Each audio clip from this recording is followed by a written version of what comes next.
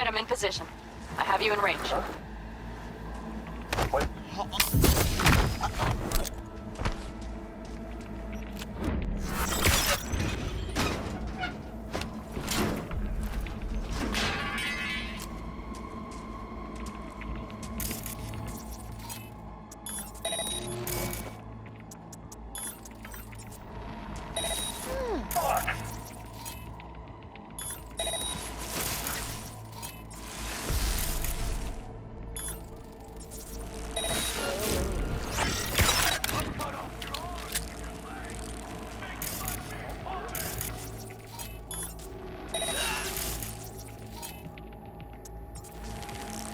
A good way to get to the garage. From there you can access a footbridge leading to the main structure. That should be their garage.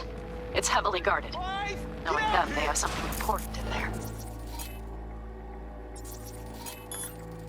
You might even gain access to the security system.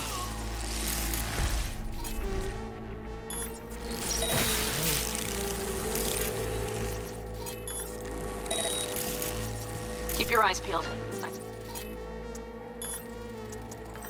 See several heavy hitters. Just wait. Nothing to see just yet. And nothing to be Just shy till they about. gave and taste the torch. Damn it, stay up! Keep your head down and plow straight ahead.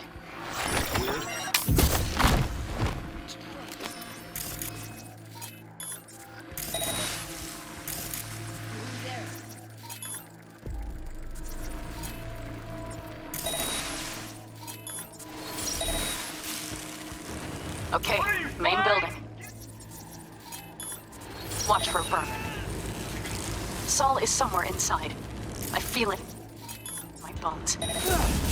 Remember what I told you. Find the control room and you'll gain access to the security cams.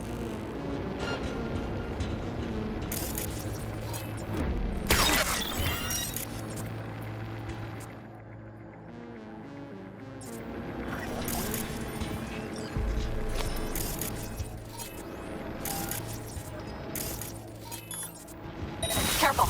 There's a sniper perched in the tower.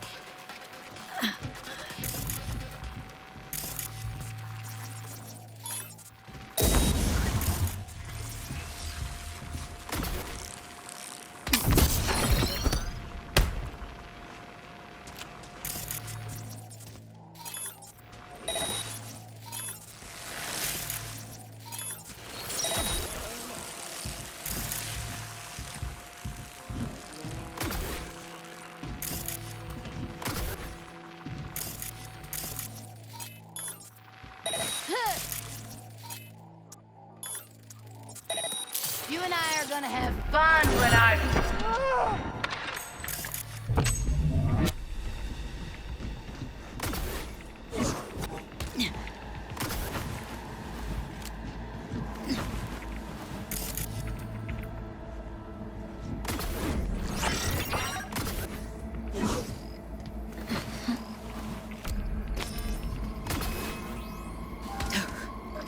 What the?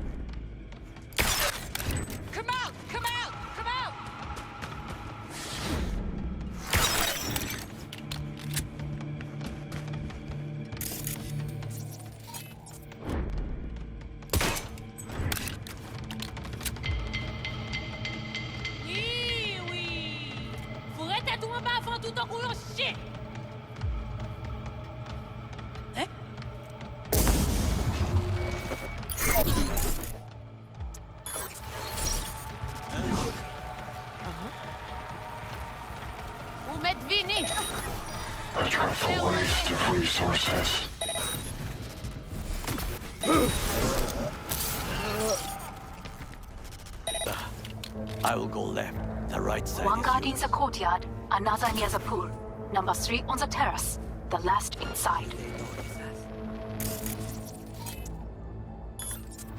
Come out!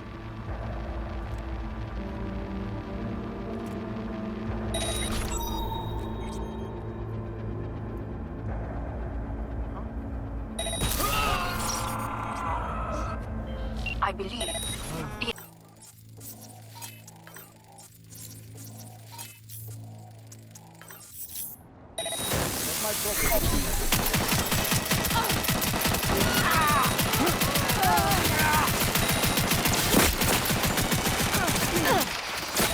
Numbers are dropping!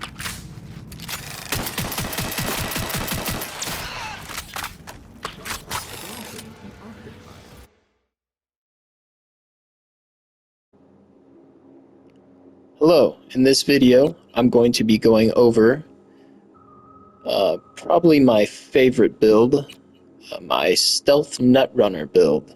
I'll show you what abilities I like to use, what cyberware, and weapons. For quick hacks, you'll want these 4 quick hacks together.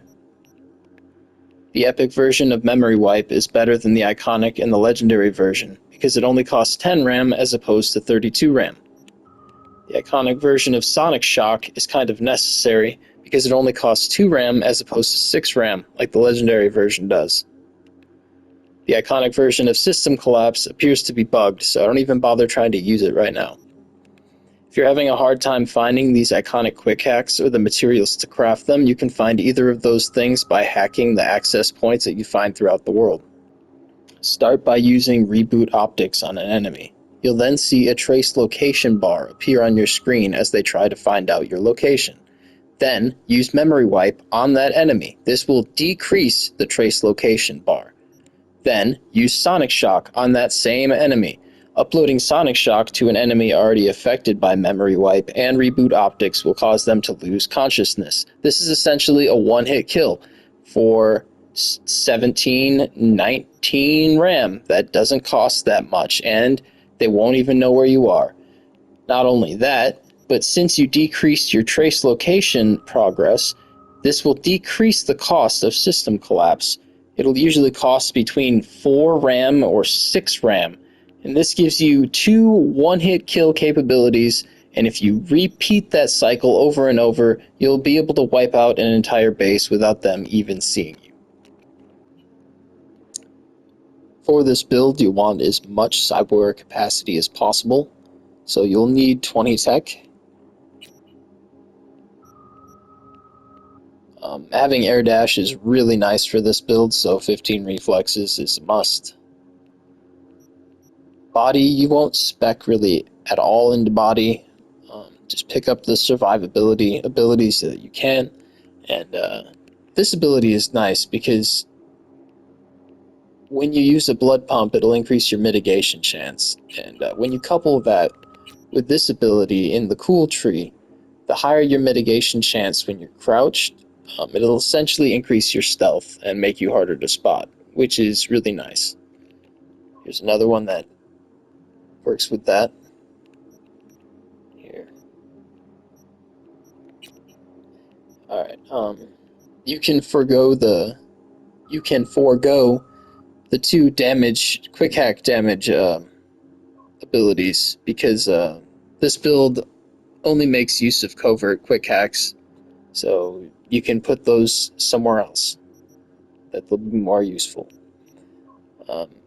Copy paste. So when you're in a base that has a Netrunner, try to not go into combat with them, but get their attention, get them nervous, and then essentially they'll try to trace your location, and then you can upload something like the Black Wall Gateway hack or System Collapse or Synapse Burnout, and that will spread from the Netrunner to everybody in that compound that's linked to them, and you can kill pretty much an entire compound with one hack. It's pretty awesome when it works.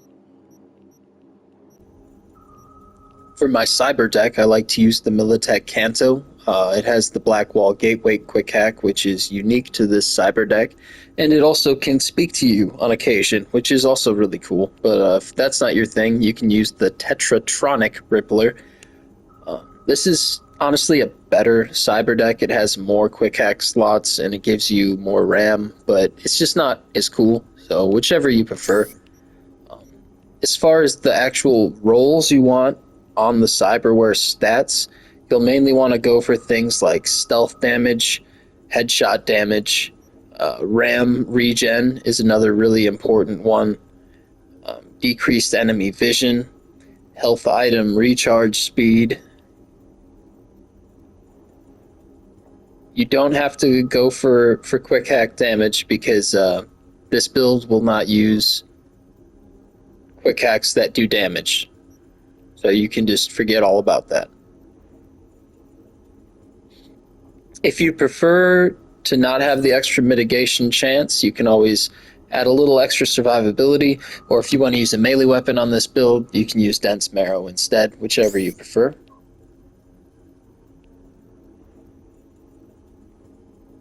You don't have to be quite as picky as I was with my cyberware roles, but these are essentially kind of what you want to go for if that's the sort of thing you care about, like I do.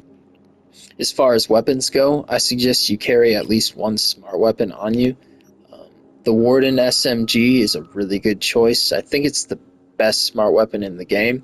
It's kind of hard to come by though.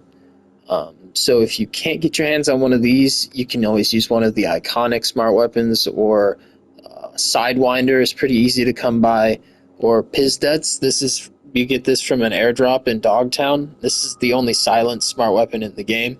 So if you want, you could always use that. That's a good choice. Headhopper is a really good mod for smart weapons. I suggest putting at least that on. And if you can't get your hands on this Chimera mod, then Equalizer is another good choice. If you prefer to go more into stealth completely, you can also use the QB. These are really easy to come by in Dogtown. For the throwing weapon, I have a Tomahawk on with Pax and 0G. These are really good mods for a stealth melee weapon. If you can get your hands on a punk knife, that's going to be way better because the return time is way faster. But if you can't get your hands on 5++ throwing weapons, you can always use one of the iconic ones. Those will work just fine as well. And then you want a silenced pistol. I like to use the Tamayura. I think it's the best pistol in the game. It's really hard to come by though. So if you can't get your hands on one of those, you can always use... Oh, I don't have it on me. The new, I believe it's called. Here it is. This is the next best option. These are really easy to get, and it's a really good weapon, so that's your next best choice. You can also use Unity, or the Liberty, also works.